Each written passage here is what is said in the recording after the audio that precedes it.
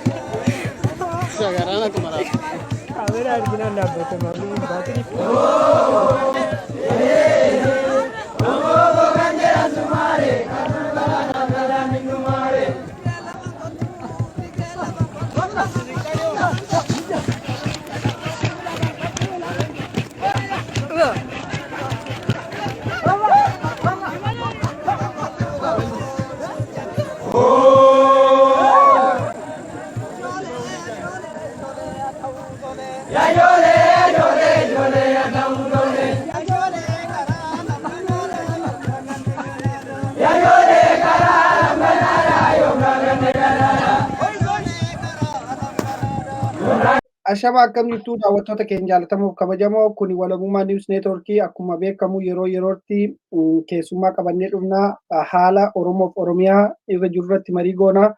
Keessummaan kiyyaarraa jaal bilisummaa tasgaraati beekamaadha. Jaalatamaaf kabajamaa qabsoo Oromoo irratti cichoomina inni qabu beekama addunyaa kanarratti. Jaal bilisummaa baga nagaan dhufte. Baga nagaan nu edde jaal walabummaa iree kana bifa kanaan nu kennu keef galatoomii sochiiti godhaa jirtuuf galateeffamuu qabdaa galanni kee bilisummaa ta'u. Walumaanuu gaa bilisummaadhuma kanan hawwe bare maqaan kee bilisummaadhuma otooni dura fudhadhe maqaa kee kana jechaan jira. Bilisummaan salphaatti hin argamu egaa isa kaan beektate akkamittiin akka argamu. Hayyee mee gara marii keenyatti kallattiidhaan haa seennu. Kallattii keenya irratti har'a mari'annu marii har'a godhamaa ture gara waajjira obbo Shimallis Abdiisaa irratti muummichi ministeeraa fi akkasumatti KFO Profeesar Mararaa fi HD Abaa'oo Jaal Daawud Ibsaatu waamame.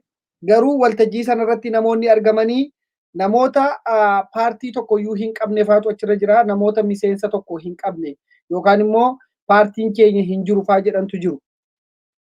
Wanni jalqabuma mata duree waan kana mariidha moo doorsisoodha moo jaarsummaadha? Maalinni wantoota kana sadan keessaa wanni asirraa hubattu? Waan amma tuqxeerraan hin jalqabaa haalli marii keenya akkumatu maa irratti tuqxee waan arra ayya duree ABO fi akkasumas Profeesar Mararaanii waajjira caffee Oromiyaatti waamamanii mareetiif Abiyyii fi Shimallisii wajjin ta'an inni jedhu kun toora sabaa himaalee miidiyaa irra deemaa ture. Nus bifa kanaan hordoffiidhuma garaagaraa gochuudhaan dookumentii yookaan immoo barreeffama garaagaraa argannee turre. Gara sanatti tuunce'in dura biyyattiin impaayarri Itoophiyaa kun Oromoo akkamittiin gabroomsaa turte jennee yoo dudduba deebinee seenaa keessaa waa ilaaluu yaallee bara dhufaa darbaa impaayarri Itoophiyaa kun Oromoo bifa jaarsummaatiin bifa qeesota itti erguutiin taabota baatanii uummata Oromootti deemuutiin uummata Oromoo galaafachaa turan. Seenaa baay'eedha kan kaasuu dandeenyu bifa jaarsummaatiin kan Abisheen Garbaa bifa jaarsummaatiin itti deeffamee araaratu bu'a jedhamee araara dhugaa se'ee deemee booda keessa garuu Abishee Garbaa bifa jaarsummaan sun gara lubbuu isaa galaafachuutti goota isa duukaa fincila qabsoo geggeessan sana galaafachuutti deemee yoo Taaddasaa Birruutti dhufnee Taaddasaa Birruu bifa jaarsummaatiin itti dhufanii sossobbiidhaan akka inni qabamedha kan seenarraa dubbatamu. Wantoota hedduu dhagaa gara baaragee kanattis warri fincilanii yeroo hedduu jaarsummaa itti erguudhaan warra akka Waaqoofaa jaarsummaadhaan gara qeetti deebisanii Haayile Sillaaseen booda aangoos inni waadaa galeef sanas hundumaarraa molqee jilbeenfachiisee kaayyoo inni manaa ba'e sanas akka maseensuudhaaf yaalii godhe hedduu dhagaa. Kana keessatti bifa jaarsummaatiin qabsoon fincila diddaa garbummaa Oromiyaa keessatti deemaa ture akka inni laamsha'u kan godhaa ture irra aanaan Abbaa Duulaa Gammadaa nama jedhamu nama booji'amaa Shaabiyaan boojitee wayyaaneetiif immoo laattee wayyaaneen itti fayyadamaa turtee jeneraalummaa laattee fi booda Oromiyaa keessatti fiddee waajjira caffee Oromiyaa keessatti itti gaafatamaa gootee booda bifa jaarsummaatiin mandala keessa deemuudhaan fincila qeerroof qarreen uummanni Oromoo sochoosaa jiran hundumaa akka jaarsummaatiin furmaatan kenna jedhee nama deemaa ture jechuudha. Yoo kana ilaallu Abbaan Duulaa waggaa 27 guutuu farda TPLF'n ta'uudhaan ilmaan Oromoo qabsoo ilmaan Oromoo maseensuu keessatti nama qooda olaanaa TPLF'if kennaa turedha. Al tokko haasaanni godhe keessaa Oppiidiyoon ABO'tti aanti otoon taanee Oppiidiyoon TPLF'tti aantii jedhe afaansaa keessaa baase nama dubbatedha. Silaati Oppiidiyoon akka dhaabaatti maqaan ishee Oromoo Dimokiraatik Paartii waan turteef uummata Oromoo keessaa baate ABO'n uummata Oromoo keessaa ba'e silaa jarri kun waliif obbolaa turan garuu akkaataa inni itti lafa kaa'etti TPLF'tu Oppiidiyootti aana jechuudhaan dhugaa lafa jirtu dubbatee ijoollee Oromoo qe'ee keessaati funaansisee ajjeesisaaf namoota isaa turan keessaa olaantummaan kan argamu tokko nama kana jechuudha. Arra kan guyyaa arraatti yoo dhufnu waan arra Oromiyaa keessatti deemaa jiruuf jaarsummaadhaan deemanii warreen mataa akka jaarsummaatti deemanii ilmaan Oromoo garbummaa keessatti affeeraa jiran jaarrolee ala kanaatii gara qe'eetti deebi'anidha. Isa kanarraa sodaa tokko malee dubbanna kana booda. Ilmaan Oromoo utuma seenaa jiranii utuu ajjeefamaa jiranii nuti isaan warra qabsoo bilisummaa Oromoo handhuuree isaan kun warra bu'uureessitoota qabsoo bilisummaa Oromooti jechuudhaan waan irraa sodaatamu hin jiru kana booda.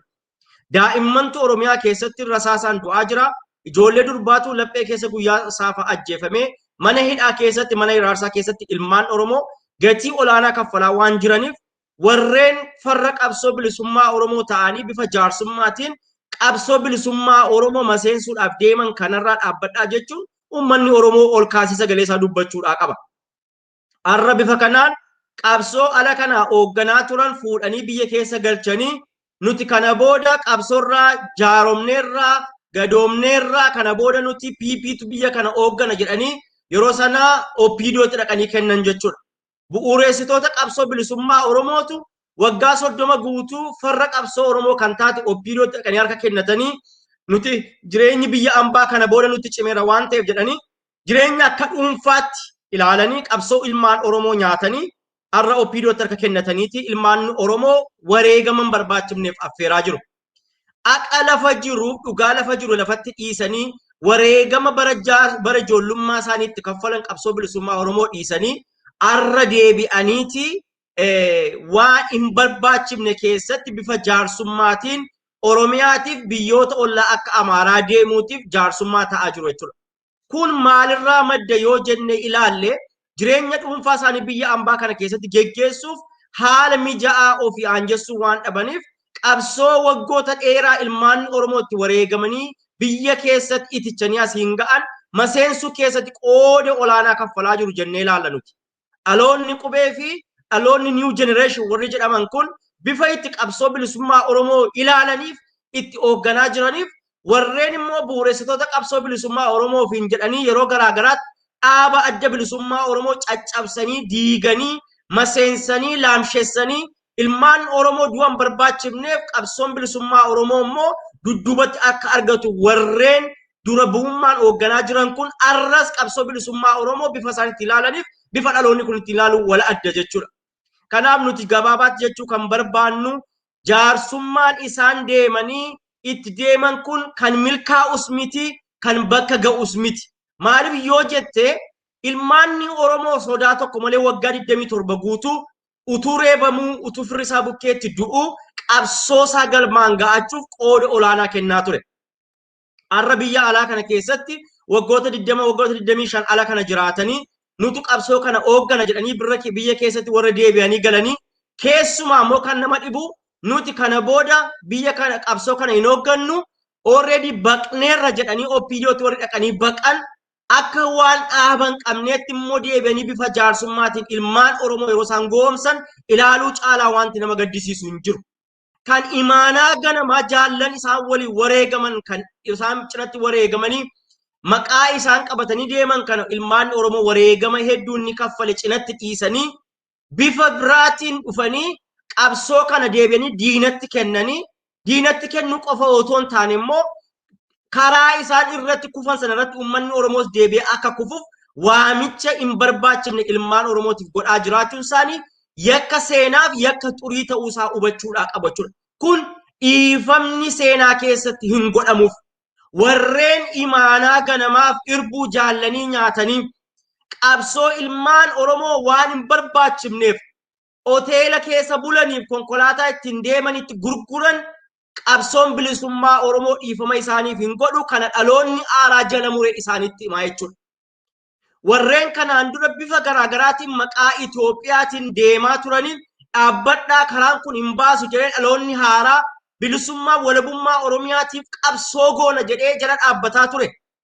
Har'a qabsoon bilisummaa Oromoo kaayyoo isaaf akeeki isaa galmaan gaachuuf yeroo inni daandii haqaarra jirutti warreen silaa qabsoo kana hooggananii qeerrootti makamanii qabsoo kana galmaan ga'u jennee abdiirraa qabnu yeroo isaan bifa kanaan bifa jaarsummaatiin qabsoo bilisummaa Oromootiif warra qabsoo kanatti keessumaa cichan warra akka Maraaraa Guddinaaf Jaal Daawud Ibsaa dudduuba deebisuudhaaf harkaa qaaquudhaaf jaallan isaanii wajjin wareegama kaffaluuf Oromiyaa keessa jiran mana hidhaatti guuranii isaaniin immoo afaan faajjii kaa'uudhaaf bifa hin barbaachifne jaarsummaan affeerame kun kan ganamattuu maseene ta'uusaa ilmaan Oromoo irraa baruu qabu. Shira qabsoo bilisummaa Oromoo irratti immoo akeekame ta'uusaa baree qeerroon bilisummaa Oromoo kaayyoo ganamaatti cimsee qabsoo isaa kana tikfachuu qaba. Jaarsummaan bifa kanaan deemus kan milkaa'u miti seenaarraa akka ilaalluttiin jechuu barbaada gabaabaatti. Baay'ee galatoomi bilisummaa. Mee jaarsummaadha yoo jenne waan kana kan wal lolaa jiru Suudaantu kiiloomeetirii 60 moo 70 qabatee fudhatee jira. Asirraan isaantu xiyyaara kaasee Tigraay tumaa jira. Asirratti dabalatee yoo kaafaa of abaawutu wal lole moo abiyyutu maanguddoo ta'ee dhufe moo amma fakkeenyaa fi obboleen Coolataa fa'aa obboleen Coolataa fi Dr. Diimaa Nagahoo fi Galaasaa Dilboo maanguddummaa eenyu jidduu deemaa jiru. Warra kana jidduu rakkoon kan jiru akka biyyaatti jiramoo akka abaa'ootti jira. Rakkoon biyya sana keessatti kan geggeessaa jiru abaa'oodha moo mootummaa yookaan immoo paartii PP kan umuriin isaa waggaa 2 guun seera ittiin galmaa'ullee kan hin guun harka nama tokkootiin dhaqee kan barreeffamee galmaa'e seera fi heera nama tokkootiin kan tumame itti aanaa fi barreessaan isaa kan nama tokko ta'e isa kanayyuu namicha isa kana uumetu rakkina fidaa jira. Kanaaf waan kana mee akka jaarsatti soo laalle jarri kun jaarsummaa akkuma atu jettee PPdha nuti PPtti galleerraa ijoollee kanatti kennineerraa gorsituudha jedhaniiru. Miidiyaa irratti gabbahanii nuti gorsituudha otoo jedhanii eenyu wajjiniin araarsuudhaaf. Daawudii fi Jaal Daawud Ibsaadhaa fi Profeesar Maraaraa fi Abiyyi jidduu rakkoo dhuunfaatu jira moo rakkoon biyyattii sabaa wajjiniin taa'amee furama moo jaroota kana lamaaniin yookaan hidhuu yookaan ajjeesuu wanni isaan kana barbaadaniif maalidha jettee yaadda? Baay'ee galatoomi yaada bal'aa kaaftee amma danda'ametti tuttuquu yaalaa. Ijaarsa PP irraa yoo fudhannu PP'n akka seeraaf heera biyyattii keessattis beekumtii kan hin qabneef ulaagaa ittiin paartiin tokko biyya sana keessatti reejistar yookaan immoo galmaa'uudhaaf kan isa geessisu ulaagaa hedduu hir'ina utuu qabu olaantummaa abbaa irrummaa Abiyyi Ahimedii fi akkasumattis immoo election boardii olaantummaa inni of harkaa qabuun sa'aatii 24 gidduutti reejistar ta'ee galmaa'uunsaa seenaa guyyaa kaleessaati waan ta'eef kanarraa baay'ee dubbachuu nu barbaachisadha yaadu. Addi bilisummaa Oromoo qabsoo waggaa almost 50 godheef muuxannoo qabsoo paartii biyya sanaa keessaan olitti biyya Itoophiyaa jedhamtu yookaan gaanfa Afrikaa sana keessatti paartii beekamaa ta'ee 91 biyyattii keessattuu galmaa'ee paartii ture. Garuu akka haaraatti deebi'ee ulaagaan kee hin guunne jedhanii waggaa tokko ol isa teessisanii waggaa tokko ol ulaagaa qabu hundumaa guuttatee miseensa 10,000 gaafatame hundumaa guuttatee mallattoo naannoorraa funaannateeti akka biyyaatti paartii ta'eetti galmaa'ee jira jechuudha. Paartiin PP garuu akkuma anu olitti tuqee ture Abiyyi Ahmed olaantummaa waan qabuuf bilbilee sa'aatii 24 gidduutti yookaan immoo qajeelfama inni 4 kiiloo irraa kenneen paartiin kun beekumtii argate. Rakkoo boordii election gidduutti ta'een namni tokko rizaayinii akka godhee ture hundumti keenya iyyuu waan kaleessaati waan ta'eef qubarraa qabdu. Bifa ittiin biyyattiin sun gara dimokiraatiitti ceetuun abdiin ture bifa kanaan fashalaa'ee paartiin PP kun olaantummaa aangoo isaa hundumaa jalatti sassaabbatee silaa biyya bulchuuf kontiraatii waggaa 5 qofni kennameefi kan ture OPDO yookaan immoo EPRDF ture.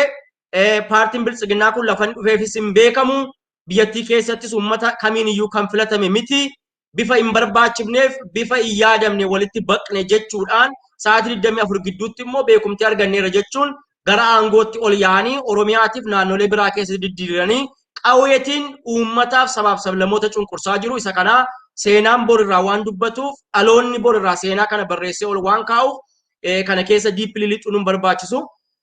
Gara gaaffii keessa kan biraatti yoon ce'u namoonni arra akka jaarsummaatti dhiyaatan kun kaleessa falmattoota haqaa turan bu'uureessitoota qabsoo bilisummaa Oromoo turan irbuu jaallaniitu harka jira waadaa uummata Oromootiif galan lafeetii fi warri kaayyoon kun yoo ani kanarraa maqee lafeen qabsaa'otaa na haquuqu heeraaf seerra adda bilisummaa Oromoo immoo narratti ajibuu jedhanii hirbuu kana kakataniiti kan isaan gara qabsoo kanaatti galan. Arra seerriif heerra adda bilisummaa Oromoo isaanitti jigee jira. Hirbuu jaallan waliin isaan cinatti wareegamanii nyaatanii jiru. Qabsaa'onni kumaatamni xurree isaan deeman irratti hiriiree qabsoo bilisummaa Oromoo galmaan ga'uuf ilmaanni Oromoo ijoollee isaatti wareegaa ture hundumaayyuu waadaa kana cabsanii arra diina qabsoo bilisummaa Oromoo hayyoota keenya jennee duukaa deemaa turre. Arra garuu karaarraa maqanii jirtu jenneetti himuu dandeenya. Gaafa karaarraa maqan hundinuu ala kanaa wal qoqqooduudhaan hinaaffaa qabsoo bilisummaa Oromoo keessatti jiruun walirratti inaafuudhaan tokko tokkoon biyya seenan. Biyya yeroo seenan immoo warra bakkeetti hafe gadi dhiibuutu ture. Adda bilisummaa Oromoo qofaatu bakkeetti waan achi gara alaatti waan qabuuf imaanaaf irbuun ilmaan Oromoo waan harka jiruuf waraanni bilisummaa Oromoo waan harka jiruuf callisee shaanxaa isaa fudhatee biyyatti galuu waan hin dandeenyeef mootummaa sanaa wajjiniin waggaa 28 guutuu lola waraanaa lola jibbiinsaa waan walirraa qabuuf lolaan qawweedhaan walaa'aa waan turaniif kun immoo furmaata argachuu waan qabuuf heerri sun seerri sun utuun guutiin biyyatti hin gallu jedhee qabsoo bilisummaa Oromoo imaanaa dhaloonni itti kenne kana galmaan ga'uuf ilmaan isaatti dhufee kana qabsoo kana gennu karaa seeraaf jarjartiin barbaachifne jedhee bakkeetti waan hafeef qabsoon kun achumatti akka maseenu akka afuuf warri qe'ee keessatti galan ijibbaata guddaa godhaa turan. Garuu qabsaa'onni gameeyyiin biyya keessa waan jiraniif dhibbaaf tuttuqaa biyya keessa tureen qabsoon bilisummaa Oromoo naannoo ollaarra ture ayyoonniif beektonniif hooggantoonni adda bilisummaa Oromoo gara qe'ee Oromiyaatti galanii qabsoo karaa nagaa yookaan diddaa qabsootti akka makaman hireen baname jechuudha. Warreen adda bilisummaa Oromoo simannaan sun godhameef immoo bifa sanaa warra kaaniif hin godhamne. Maaliif adda bilisummaa Oromoo harka bokkuutu jira. Bokkuun ittiin Oromiyaa bulchan adda bilisummaa Oromoo harka ture. Warri sun garuu waanuma of harkaa qaban korojoo isaanii fudhatanii galan. Erga biyya galanii booda diddaan biyya keessatti ilmaan Oromoof gaaffiin keenya galman geenye jedhu waan jiruuf uummanni Oromoo deebee hidhaatti yeroo yaa'u isaan kun garuu deebanii PP'tti harka kennatan. Silaa gaaffii uummata Oromoo waggaa 50 ture jira araara gidduu isaaniitti buusanii walii wajjiniin baqanii qabsoo kana gara fuulduraatti oofuutu qabanii walirratti duuluuf qabsoo kana wal harkatti qabuun dhufe jechuudha. Kana gidduutti PP'n advaanteejii argattee ilmaan Oromoo hidhaatti guuruuf ilmaan Oromoo maseensutti gadi teesse. Jarreen kun qabsoo kana fuudhanii qanii PP'tti kennanii nuti kana booda dulloomneerraa barri keenya raawwateera isintu biyya kana hooggana isintu nu ceesisa jedhan PP'n isaan waan hundumaa kanatti kennan ilmaan Oromoo qarxamsitee nyaachuutti kaate jechuudha. Oromoo gandaan qoqqooddee rasaasa samiitiif lafarraa itti roobsitee ilmaan Oromoo ajjeesuu gadi teesse jechuudha. Warreen kun gaabbii keessa galanii waan kana gaabbineerraa dogoggorreerra jedhanii as deebi'u jenneetu nuti eegnu arra xurree isaan irratti kufan sana irratti ilmaan Oromoo akka kufuuf waan isaan dogoggoran sana ilmaan Oromoo akka dogoggoruuf warra isaanii mormee mana hidhaa dhaqeen sirriidha hidhamuun keessan sirriidha ittiin jechuudhaan ilmaan Oromootti qoosuu jalqaban jechuudha. Dhaloonni kun garuu waan isaan irratti dogoggoran sana hin dogoggortan jedhee didee qawwee kaasee yeroonni qabsoo kanaan lolu Wallagga keessatti Gujii keessatti mootummaa addaa ijaarrachuuf deemtu jedhanii qabsoo bilisummaa Oromootti qoosaa turan jechuudha. Arra jireenyi dhuunfaa Finfinnee keessatti waan isaanitti toleef ilmaan Oromoo garuu Wallaggaaf Gujii Boorana Walloof iddoo garaagaraa Aragee keessatti wareegama qaalii kaffalaa jiraa jechuudha. Isaan Finfinnee keessa taa'anii ilmaan Oromoo qabsoo bilisummaa Oromootti qoosaa jiru. Arra utuu dhuguma dhugaan jiraate, arra utuu dhuguma nagaan jiraate, warri kun warri Finfinnee keessa taa'an kun warri qabsoo kana qanii PP'tti kennan sun biyya dhaloota isaanii maaliif hin dhanne? Nagaanoo jiraachuu nagaa biyyattiinoo biyya nagaatu taate. Arra PP'n jaallatummaa utuu qabaate maaliif dhaqanii qe'ee warra isaanii maaliif viziitiin goone? Diimaa Nagoo maaliif Ilubbaaboriin dhaqee qe'ee warra isaatiin ilaalle? Leencoo Lataa maaliif Wallaggaan Dambidooloo dhaqee qe'ee warra isaatiin ilaalle? Gaaffii deebii barbaadu hedduutu jira jechuudha. Kanaaf warreen kun har'a qanii PP'tti kennanii akka waan qabsoon bilisummaa Oromoo Daawid Ibsaa dogoggoreetti mooraan qabsoo bilisummaa Oromoo keessatti rakkinni uumamee biyyattiin jeeqamaa jirtuutti PP wajjin jaarsummaa qabatanii caffee Oromiyaa taa'uun isaanii kun seenaa boritti isaan gaafachiisudha jechuudha. Rakkoon biyya sanaa hundeedhaa PPdha malee adda bilisummaa Oromoo miti. Addi bilisummaa Oromoo yeroo garaagaraatti furtuu siyaasaati kan jedhe wantoota waraqataan qopheessee dookumentii kenneera. Miidiyaatti gadi ba'ees ibsa kenneera. Biyyattii kanaaf hin barbaachisaa nu ceesisa kan jedhe furtuu siyaasaa of harkaa qabu akka addunyaattis Yuunaayitid Neeshiniif, Afrikaa Yuuniyeniif, Itoophiyaatiifis sabaaf sablammootaaf kenneera paartii siyaasaa biraatiifis. PP'n garuu furmaata kan jettu tokko hin qabdu qawwee kaastee ilmaan Oromoo ari'uutti kaate jechuudha. Silaa arra kan gadi taa'ee jaarsummaan gidduu deemuun irra ture kottaa nu araarsaa jettee PP'tu uummata Oromoo wajjin araara taa'uu qaba ture silaa. PP'tu sabaaf sablammootaa wajjin araara taa'uu qaba ture silaa. PBtu ijoollee Tigraayin rasaasaan boombiidhaan lafarraa fixxee daa'imman lafarraa fixxe sila araara taa'uu qabdi sila. Malee adda bilisummaa Oromoo gidduutti akka waan rakkoon jiru fakkeessanii jaarsummaa hin barbaachifneef hoolola yeroon isaa irratti dulloome kana qabatanii akka abbaan duulaa godhe immoo diimaa nagoofaa qabatanii as ba'uun isaanii qaaniidha kun malee kun itti saalfachuu qabu malee itti boonuu hin qaban. Kanaaf shiroonni qe'ee Oromoo keessatti deemaa jiran kun hundinuu dogoggora seenaa wallaaluudha waan ta'eef gara seenaatti deebi'anii ayyoonni keenya kun qaroodha jennee kan waggoota dheeraa maqaa isaanii faarsaa turre gara qabsoo bilisummaa Oromootti deebi'uudhaa qabu ammas yeroon bal'aadha jennee dhaamsa kana kaa'uu dandeenya. Rakkoon biyyattii walumaa galattu sila akkuma tu walitti tuqxee Sudaanii fi Itoophiyaan lola guddaa keessa jiru. Jaarsummaan sila diimaa nagaoofaa sila beekumsa dooktorota waan ta'aniif biyya gaanfa Afrikaa kana nutu hoogganaa nutu beeka furtuun siyaasaa nurka jira jechaa turan. Leencoo Lataafa silaaqanii Sudaanii fi Itoophiyaa walitti araarsu turan. Silaa akka Itoophiyaan dhattee Tigraayin hin rukunneef jaarsummaa taa'u turan.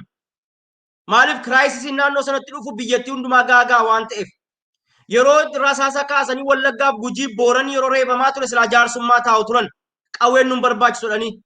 Baqqalaa Garbaafaa akkasumas Jawaar Mohaammed Koloneel Abdiinfaa Koloneel Gammachuunfaa yeroo isaan maneedhaa keessatti iraarsan barbaachisan yeroo isaan argan jaarsummaa taa'u turan. Malee mooraa qabsoo bilisummaa Oromoo maseensuuf jaarsummaan ta'an. Kun itti gaafatama seenaa jalaaf boor dhaloonni isaan gaafachuuf waan deemuuf itti yaaduudhaa qabu jennee dhaamsa dhaamnaaf. Maaliif ilmaanni Oromoo qabsoosaa galmaan ga'uuf kutatee muratee jira. Isaan jaarsummaa hin barbaachifne qe'ee Oromiyaa keessatti dhiichisaa jiru. Afaan faajjiif tuttuqaa akkasiirraatu dhaabatan kan jedhu gabaabaatti dhaamsa qabnaaf. Baay'ee galatoomi bilisummaa. Akkuma beekamu jaarsummaan ammaa kun egaa atuu waan hedduu kaastee jirta. Gaafa Oromoon akkasittiin abiddi itti qabatee baadiyyaatti kaabaa kibbatti waan hedduu callisanii ilaalaa turanii amma garuu jaarsummaa dhadhanii as ba'uun isaanii waan hedduu nama gaddisiisa. Mee kanarraa silaa keessattuu warri hayyuu duree duraanii Galaasaa Dilboo gaafa bara 1992 dogoggora hamaa dogoggorree kan jedhu fa'aa yaada kaasee ture miidiyaa irrattis dubbachaa ture. Qawwee waraana keenya mooratti galchuun keenya baay'ee nu miidhe kan jedhu. Leencoo Lataas dogoggora hunduma keenyatu hojjetee jedhe. Amma akka isaan yaadanitti Oromoon abbaa biyyummaa isaatu deebi'eedhaaf jaarsummaa dhufa immoo isin Oromoon abbaa biyyaa ta'eera qabsoorraa galaa jechuu barbaadaa jiru moo Oromootu bilisoomee jira, walaboomee jira, irbuu jaalleewwaniitu galma gahee jira, koottaa waliin bulchinaadha. Isa kana akkamitti? Harree ganama bardee galgala kurkuriin arguu jedha Oromoon. Agartee dogoggora 91 ture ilmaan Oromoo ijaan banannee ilmaan Oromoo yeroo sanatti daa'imman turre ijoollee kutaa gadii barannu reefu mana barnootaa galla turre dhugaadhuma shira turratti xaxameeti biyyaa ba'an jechuudhaan waggoota dheeraatiif jechoota isaanii fudhannee deemaa turre. Yeroo isaan olaantummaadhaan Shaabiyaatiif TPLFtu walii galuudhaan mootummoota akka Ameerikaa faatu keessatti qooda fudhatee maalidhaa sanadha nuun jechaa turan dhuguma jennee fudhachaa turre. Ola hin caalamne waraana keenyatu waraana isaaniin gadi ta'ee caalame faanuun jechaa turan. Waraana keenya fuudhanii kaampii galchanii achi keessatti diinaan erga rukutame booda waraanni keenya bittinnaa'ee isaan garuu Finfinnee keessa taa'aniiti hoteelli qabamee fi jireenya qaalii gaarii jiraachaa turan. Yeroo dheeraa erga jiraatanii booda mallas yoo gadi baatan irraa deemtan malee ani kana booda as keessa teessanii eegumsa isinii gochuu hin danda'u kan inni ittiin jedhee isa booda kan isaan xiyyaara kaafatanii deeman. Finfinnee keessatti warri kaan hidhamaa turan isaan garuu xiyyaara kaafataniiti si'a lamayyuu deebi'aniiru Finfinneetti warri kaan. Kanaaf walumaa galatti yoo laallu seenaa keessatti kun irra deebinee xiinxaluuf qorachuun akka gaariitti irraa ilaaluun barbaachisaadha. Dogoggoroota 91-92 ta'e sana keessatti eenyutu qooda kenne akkam ture kan jedhu dudduuba deebinee irraa qorachuu ilaaluun barbaachisa. Maaliif arrara dhaabbannee yeroo 2021 irra dhaabbannee 1991 yeroo ilaallu baay'ee nama saalfachiisa waggaa 30 booddee. Dogoggora isaan waggaa 30 arraa dogoggoraan arras dogoggoraan waan ta'eef itti yaadamee dogoggoramaa jira jennee fudhanna malee dogoggora olaantummaatiin caalamanii aangootiin caalamanii siyaasaan caalaman jenneen fudhannu.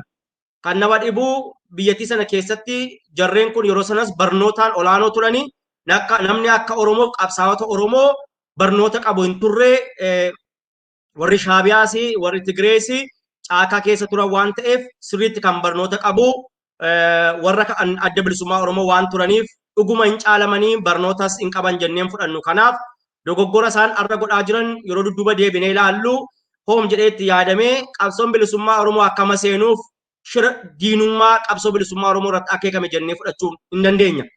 Kanaaf dhaloonni kun walitti dhiisuudhaaf hin deemu. Arra Wallagga keessatti addi bilisummaa Oromoo waraanni bilisummaa Oromoo qawwee fudhatee yeroo deemaa ture addatti Daawud Ibsaa Wallaggaan bilisoomsuu barbaada yoo ta'e nutti himu fa'aa jedhanii qoosaa hin barbaachifne fa'aa warra qoosaa turantu jiru ayyootaaf yookaan durataa adda bilisummaa Oromooti warri nutti hin jedhaa turre kun hundi isaanii. Yoo Daawud kana ta'e kana ta'a jechuudhaan qoosaan barbaachifne hooggantoota keenya irratti qoosaa turan cichoomina isaan qabsoo bilisummaa Oromoo irratti agarsiisanii. Kanaaf walumaa galatti jaarsummaan arra deemaa jiru kun jaarsummaa galma hin geenye, jaarsummaa bu'uura hin qabne, jaarsummaa yeroon isaa irratti dulloomee ilmaanni Oromoo kana bura cina darbanii sokkanii bilisummaaf walabummaa Oromiyaaf falmaa godhaa jiran waan ta'eef olola fi afaan faajjii mooraa qabsoo bilisummaa Oromoo keessatti deemee akkasittiin qabsoo bilisummaa Oromoo maseensuuf deemamu kamu bifa kamiin iyyuu haa ta'u dura dhaabbannaa bifa kamiin iyyuu haa ta'u falmaa haqaatiin ni injifanna jenneetti deemna. Kanaaf akka nama tokkootti wanti amma deemaa jiru kun waan baay'ee fokkataa waan ta'eef jaarroleen keenyaaf bu'uuressitoonni qabsoo bilisummaa Oromoo warri akka Leencoo Lataa, Diimaa Naga'oo, Galaasaa Dilboo, warri akka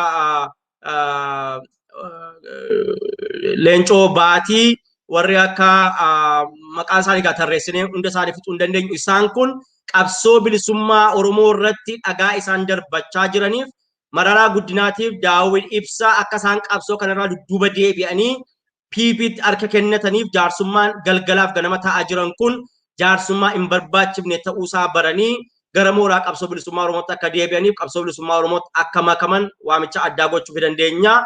Kanarraan kan hafe waan jennu kan biraa hin qabnu itti yaadamee godhamaa waan jiruuf waan baay'ee nama qaanessuuf waan baay'ee nama ciiggaasisu ta'uusaa jala murree dubbachuudhaan kan hafe waan baay'ee keessa illee dubbachuudhaaf ittuu nama qaanessa.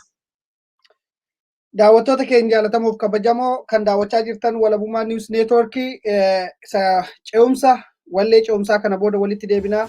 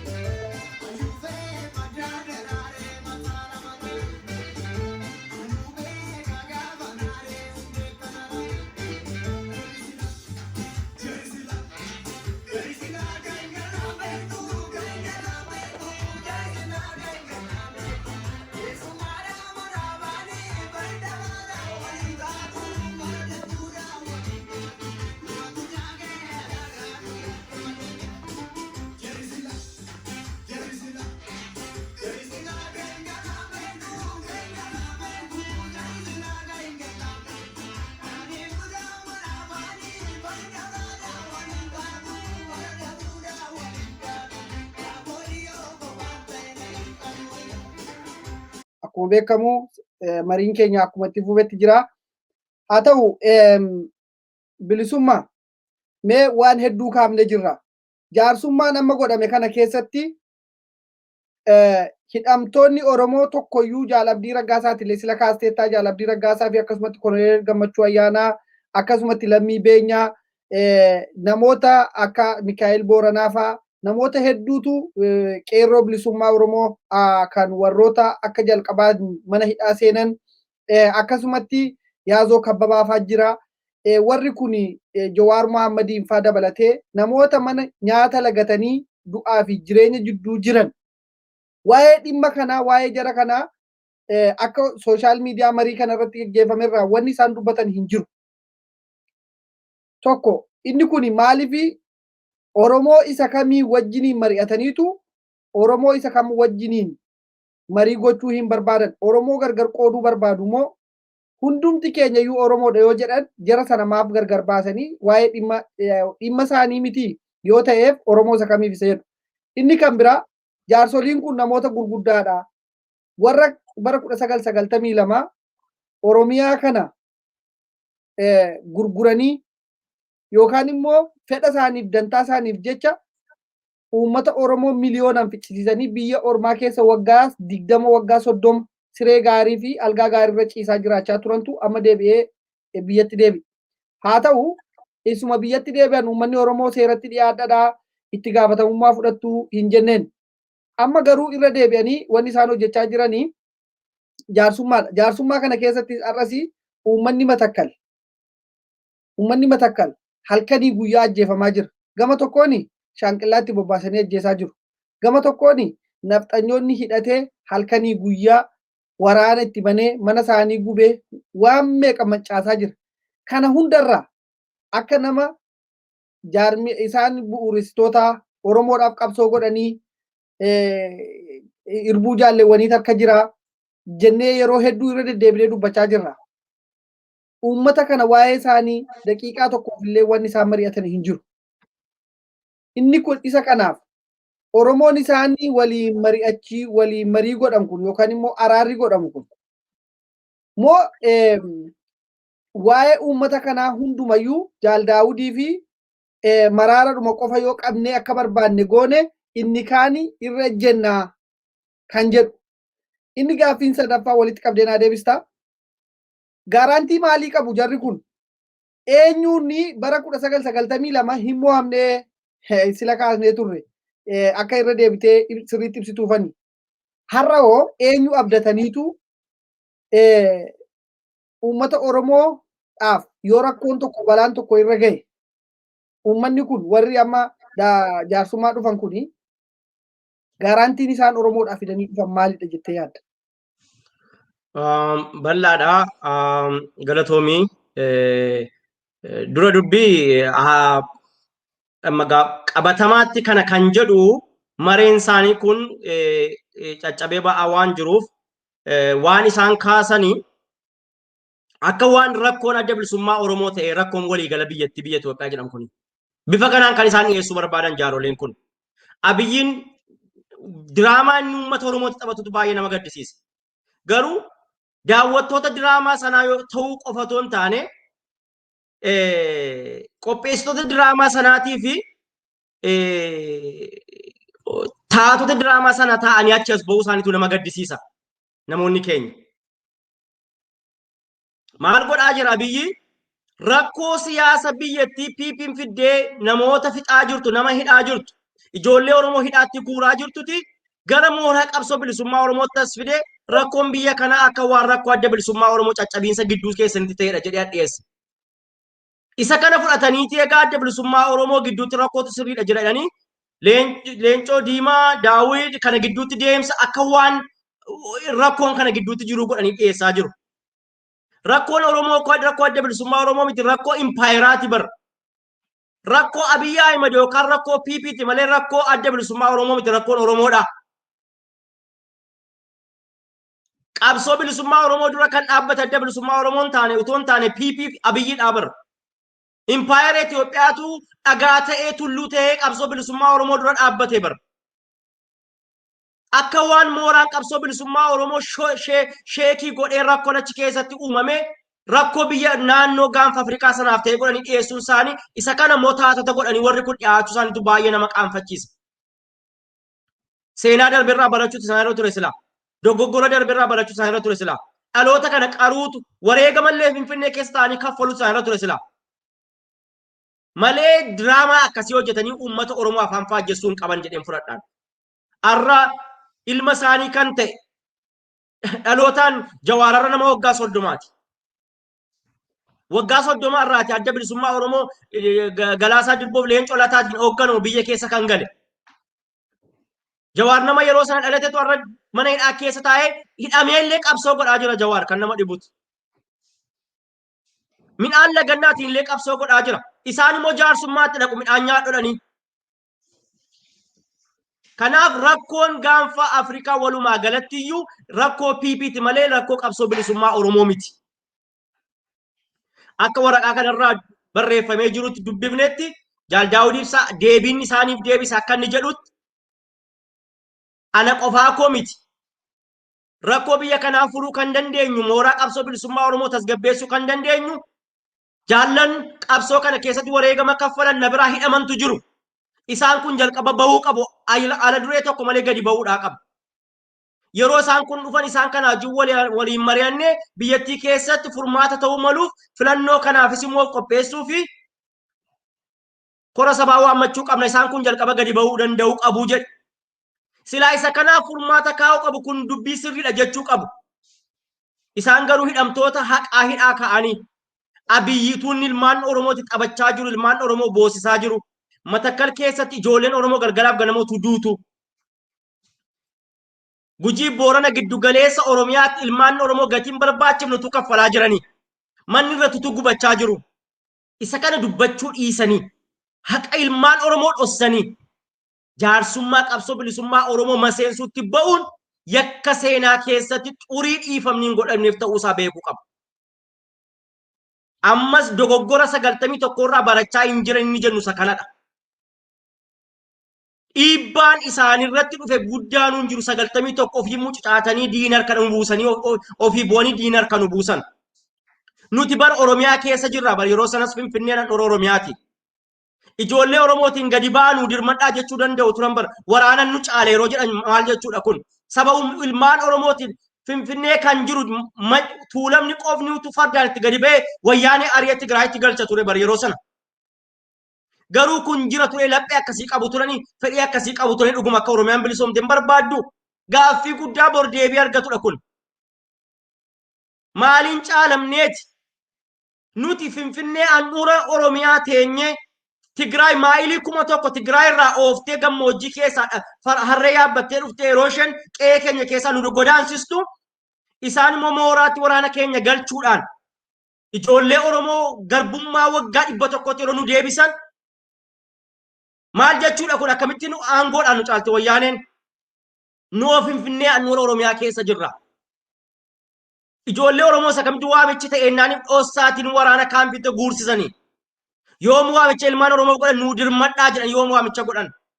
Tuulamni qoftiin gahaa ture bilisummaa Oromiyaatiif. Kanaaf afaan faajjii akkasii 91 turetu amma immoo utuu iji keenya banamee dhaloonni isaan ilaalaa jiru. Dhaloonni hundi waree ofii wareegamee isaaniin qe'ee keessatti deebise utuu ilaalaa jiru nu kijibaa jiru. Kijiba kana ilmaan Oromoo taa'ee fudhachuudhaan qabu. Falmattoota haqaa Mararaa Guddinaaf Daawud Ibsaa cina dhaabbachuudhaan ijoolleen Oromoo qabsoo bilisummaa Oromoo fincila diddaa garbummaa finiinsuudhaa qabu. Kun jala muramee kan sararamudha.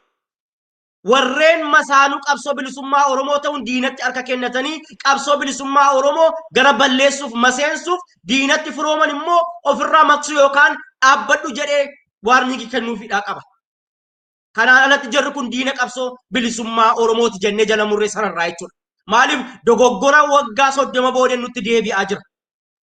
Har'a yeroo Oromoo miila koodhaan dhaabbadha jedhee hidhaa keessatti illee wareegama kaffalaa jiru. Qe'ee keessatti manni itti gubataa jiru. Falmattoonni haqaa biyya keessaa hin baanu adda koorra saasaaf kenna malee Daawudissaa. Yeroo hoogganni akkasii qabsoo bilisummaa hoogganutti isaan garuu baqatanii ba'anii barbara sana. Yeroo kanatti qabsoo bilisummaa Oromoo irratti dhagaa hin barbaachifne guuruun maaliif? Maaltu dudduuba jira? Maaltu barbaadameeti?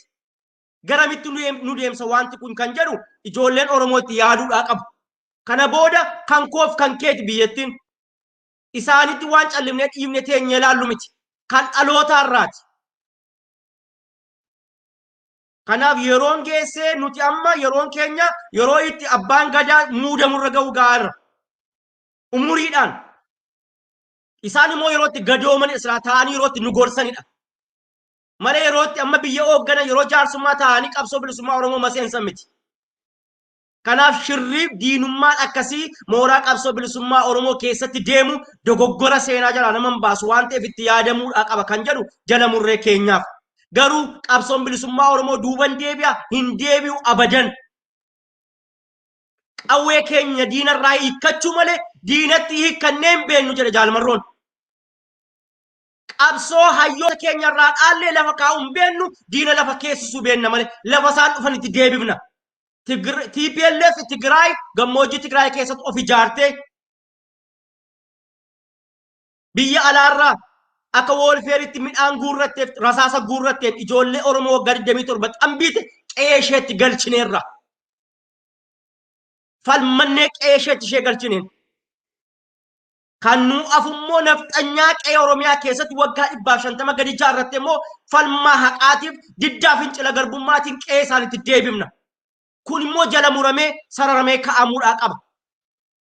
Gaaffiin ilmaan Oromoo abadan gara badee nafxanyaan qe'ee Oromoo keessatti dhiichiftee hin jiraattu. Oromoon qeesaa qe'ee nagaa godhatee keessa jiraachuudhaaf deema. Kun immoo jala muramee sararamee ka'amuudhaa qaba. Maaliif dhaloota rasaasa hin sodaannetu as ba'e. Dhaloota taankiin sodaannetu as ba'e. Dhaloota summii abiyyi nyaachisuun sodaannetu as ba'e. Dhaloota mana hidhaa keessa taa'ee lapheesaa uummata Oromoo rasaasaaf qopheessitu as ba'e.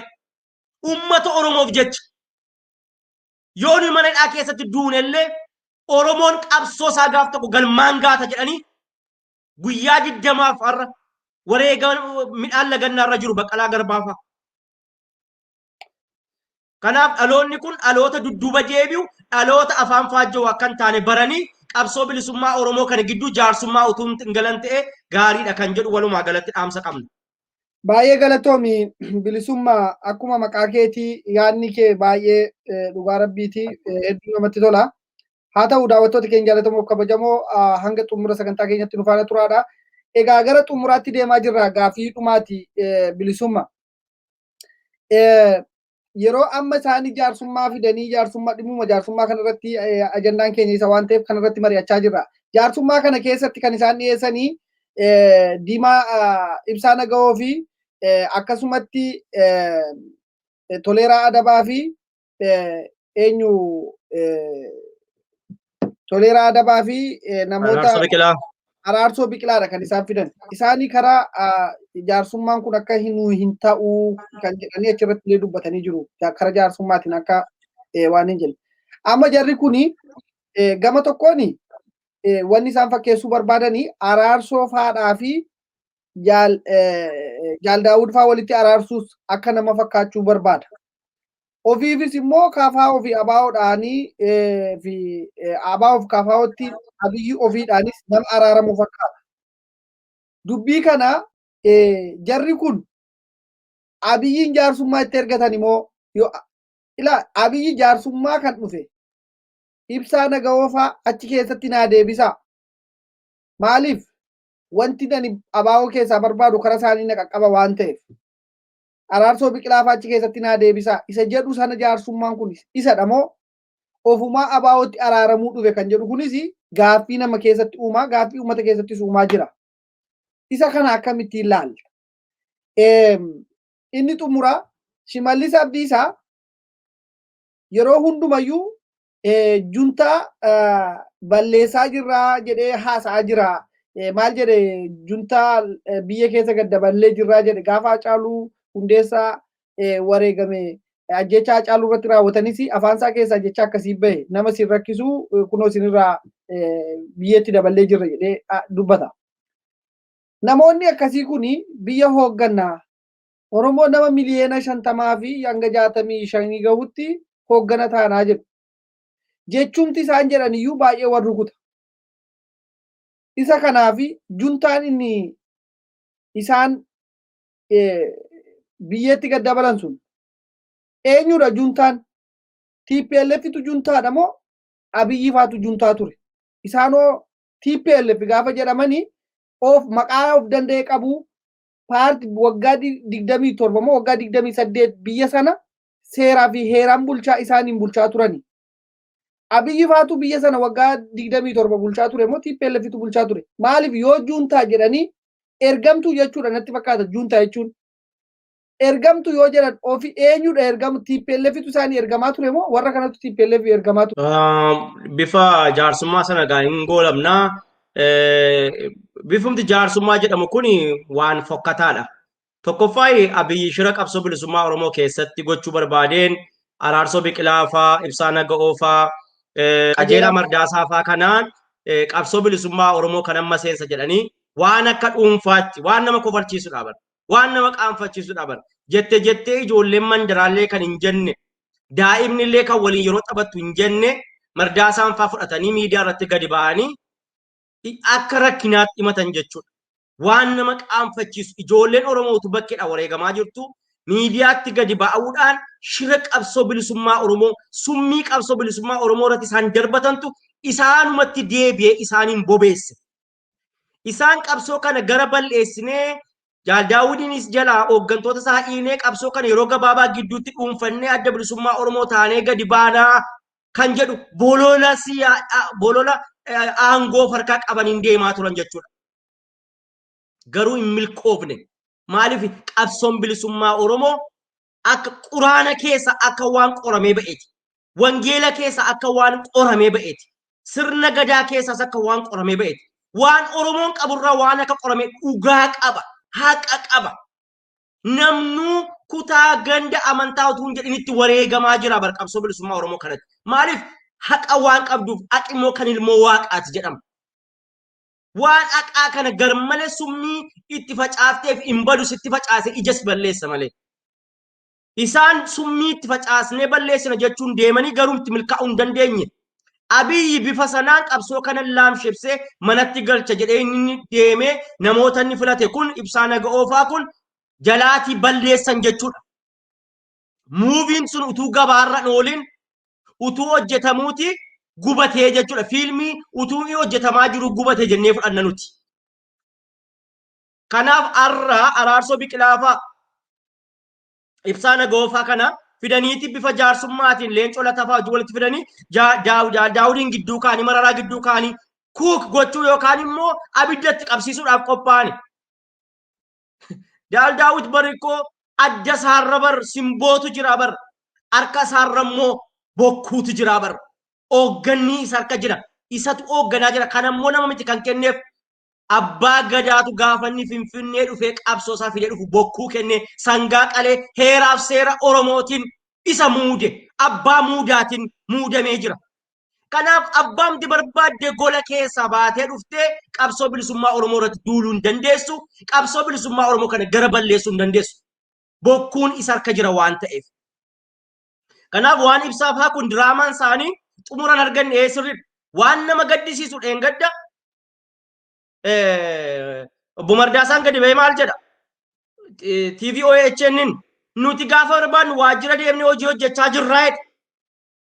Waaqni sitti haa mul'isu inni deennatii fi wajjiniin mootummaa wajjin hojjetee gaafa barbaade waajjira bansifatee lixuu danda'a. Jaal Daawudiin garuu seenuu hin dandeessu. Waajjira kana dhaabbachuu hin dandeessu. Mana keettuu nama waamuu hin dandeessu jedha waan biraa miti. Qajeelaa Mardaasaa garuu gaafa barbaade waajjira dhiigaaf lafee ilmaan Oromootiin dhufe PP wajjin waliin ta'u deennatii yookaan immoo qajeelfama mootummaa irraa fudhatu waajjira bansifatee keessa taa'aa oola qofaasa. Akka inni barbaadutti uummanni Oromoo isaan duuba hiriiruu dide. Waajjira bananii keessa taa'aa oolu namni dhaquu dide. Abiyyi wanta inni barbaadutti jalaa fashalaa'e.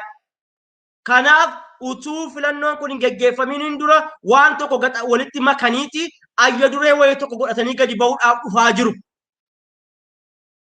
Oromoon maal jedhe beektaa? Yaa marqaa jedheen si afuufuun si liqimsuufii jedhe. Hoogganni keenya kana dursee bareera. Qabsoo bilisummaa Oromootti achi deebinii jaarolee kana guuranii bifa jaarsummaan dhufuun korrii akka nagaatti jaarsummaadhaan araaramneerra jedhanii qabsaa'ota haqaa mana hidhaa kaa'anii Jaal Daawudiin fidanii kora keessa dhaabanii kana booda Ibsaa Naga'oo filanneerra jedhanii abbaa barbaanne filannee jedhanii PP'tti haqaneeta kennatuuf qabsoo bilisummaa Oromoo kana maseensuudhaaf deemaa jiru. Hin milkaa'u yaa Oromoo kun abadan hin milkaa'u. Kanaaf walumaa galatti qabsoon bilisummaa Oromoo bifa jaarsummaatiin deemaa jiru kun shirri barbaade iyyuu itti darbatame akkuma kanaan dura qabsoodhaan irra aanaa addi bilisummaa Oromoo yoomuu mo'ataadha. Irbuu jaallansaatu harka jira, dhiigatu harka jira. Dogoggora seenaa immoo hojjetee itti gaafatama seenaa jalaa isa hin baafne keessa immoo hin seenu. itti yaadee murteeffatee qabsoo kanatti galee amma qabsoon kun galmaan geessutti immoo wareegama barbaachisu kennise qabsoo kana ittiichuudhaaf itti fufa kan jedhu yaaduma akka nama dhuunfaa tokkotti qabnudha. Maa irratti rakkoo biyyattii keessa walii galaa jiruuf furmaanni dhufuu kan danda'u jennee kan yaadu akka dhuunfaa kootti mootummaan ce'umsa Oromiyaa ijaaramuudha kana. Kanammoo ijoolleen Oromoo keessaaf ala jiran qabsoon bilisummaa Oromoo waggoota dheeraa lafarra harkifate kun galma ga'uudhaaf kan danda'u kan hidhate qabnaa, kan nu lolu qabnaa, kan barate qabnaa, qeerroo lafaa ol deemu qabnaa, hayyoota qabnaa, shamarran qabnaa, qaama hundumaa kan hirmaachise mootummaan ce'umsa biyyoolessa Oromiyaa keessatti ijaarame malee Oromoon nama ofiisaati bakka buufateen bulu malee yoomiyyuu biyya sana keessatti nagaan bu'uu hin danda'u. Nagaan bu'uu kan danda'u gaafa kun dhume kun ta'edha kan jedhu dhaamsuma gabaabaan qaba. Baay'ee galatoomii bilisummaa tasgaraa hedduu yaada namatti toluu fi yaada uummanni Oromoo keessa naanna'u kan ati nu ibsite. Egaa daawwattoota keenya jaalatamuuf kabajamoo sagantaan keenya har'aa asumarratti goolabna. Egaa bilisummaa waan amma haasofte keessatti wanti na hir'ateera yookaan immoo waan ani ittiin daballetu jireettu taate daqiiqaa lama itti dabaliiti. Dhaamsa keessumarraan kaadhu sa'aatiin keenya waan sokkee jiruufi dammiyyuu otuma mi'aawu mara bu'eedhanii yaadni kee otuma natti mi'aawu sin bulfadha yeroo biraadhaaf. Ayyee galatoomi jaala koo jaala walabummaa jabaadhu kaka'umsa kee fi galata guddaa qabdaa. Waan irra darbe tokkotu jira. Waan ilmi Oromoo tokko eebbifamtoota yuunivarsiitii 4,000 ol maatii Oromoo 4,000 ol itti gaafatamtoota mootummaa naannoo Oromiyaa kan ofiin jettu Shimallis Abdiisaan naannoo sana utuu jiru itti gaafatamtuun mana murtii olaanaa Itoophiyaa bakka isheen jirtutti aanjaa argateen qabsoon bilisummaa Oromoo ammallee galmaan geenye qabsaa'onni haqaa mana hidhaa keessa jiru. Isin silaa warra sana hidhaa keessanii as teessanii dhuftanii eebba keenya irratti argamuu hin qabdanii. Eebbi keenya kunuu gatiin qabu jastisiin biyya kana keessa hin jiru jedhee maayikii argatetti dhimma bahuudhaan falmattoota haqaa maqaa dha'uudhaan carraa argatetti ariitii waan ta'eef Jawaariin maqaa dha'ee walumaa galatti immoo Oromoo hidhamtoonni siyaasaa Oromoo mana hidhaa keessa jiran jastisii argachuu qabu, jastisiin Hacaaluuf kennamuu qaba kan jedhee inni kun seenaatu irra deebi'ee seenaa barreessee baay'ee Oromoon yeroo inni itti jaarsummaadhaan qabsoosaa warra maseensuuf jedhan cina darbee sokkee aangoo biyyattiidhaa walumaa galattu mootummaa abbaa isaatii ijaarrachuuf akaakayyuuf abaabuleen keenya dhama'aa turan sana ijaarrachuudhaaf yeroo inni afaan isaarra ga'e argisiisa. Mucaan kun silaa baratee nama borga nama yuunivarsiitii keessa ba'eedha. Hojii mootummaatti galee 10,000 argachuu miindaa nama danda'utu ilma Oromoo qabsoon Oromoo hin goolabamne ani miindaa argachuun anaaf iyyuu hin malu jedhee carraa fayyadame sanatti kana dhimma ba'uun wanti kun itti fufuudhaa qaba. Fincilli Oromiyaa keessatti dho'ee jiru kun amma galma ga'utti Oromoon manatti galee taa'uun qabu. Warri mana hidhaa jiran kun wareegama barbaachisu kaffalaa jiru. Nuyi garuu manatti gallee har'a midhaan nyaannee bulaa jirra. Ijoollee keenya guddifachaa jirra. Waajjira mootummaa keessaa hojii hojjennee galaa jirra. Bifa kamiin iyyuu qeerroo irratti ilaaluu, hidhamtoota irratti ilaaluu qofa hin taane, woboo irratti ilaaluu qofa hin taane, qabsoon bilisummaa Oromoo harka wal qabatee amma galma ga'utti wal cina deemuu qabna. Fincilli diddaa garbummaa yuunivarsiitii Oromiyaa keessatti akka itti fufee jirutti akkasumas golee Oromiyaa barumsa haayiskuulii keessatti akka fufee jirutti itti fufuu qaba. Hojjetoonni mootummaa, raayyaan ittisa biyyaa, poolisiin Oromiyaa, humni addaa Oromiyaa kanatti makamanii qabsoo diddaa garbummaaf xumura garbummaa sirna nama nyaataa PPT fi Empire Itoophiyaa hundeen barnutti holqaaf hunqolchinu ga'eera jedhee ilmaan Oromoo toora tokkorra hiriiruu qaba. Kanaaf keessaaf alaa wal cina haa dhaabbannu, haa jabaannu. Oromiyaan arqoota garbummaa jalatti naftu lafeef dhiiga ilmaan isheetiin immoo ni bilisoomti. Lafeef dhiiga ilmaan isheetiif immoo utubamtee ni eegamti. Kana jala murree dubbannaa galatoomii reenaa laatteef. Atillee galatoomii egaa sagantaa keenya asirratti walabnee jirra. Walabummaa News Network. Walabummaa News Network. Walabummaa News Network. Walabummaa News Network. waggoota dheeraadhaaf karaa miidiyaalee hawaasaa sagalee uummata isaa ta'aa kan ture. Yeroo ammaa guddachuudha qabsoo bilisummaa Oromoo fi walabummaan Oromiyaa akka galma ga'uuf kaka'umsaaf dammaqiinsa horachuu irratti hojjeta. Karaa toora saatalaayitii Oromiyaa fi addunyaa mararra dambali'uuf qophii isaa hunda xumurachaa jira. Walabummaa News Network. Qabiyyeewwan kanneen akka Oduu, Gaaffii fi deebii, sagantaalee marii, aadaa, seenaa gootawwan Oromoo fi sagantaalee adda addaa barsiisaa bashannansiisan of harkaa qaba. Walabummaa News Network. Miidiyaa walabaa fi loogii irraa bilisa ta'e. jijjiirama hawaasaatti fufiinsa qabu dagaagsuuf Miidiyaa hundaa'e. Walabummaa News Network.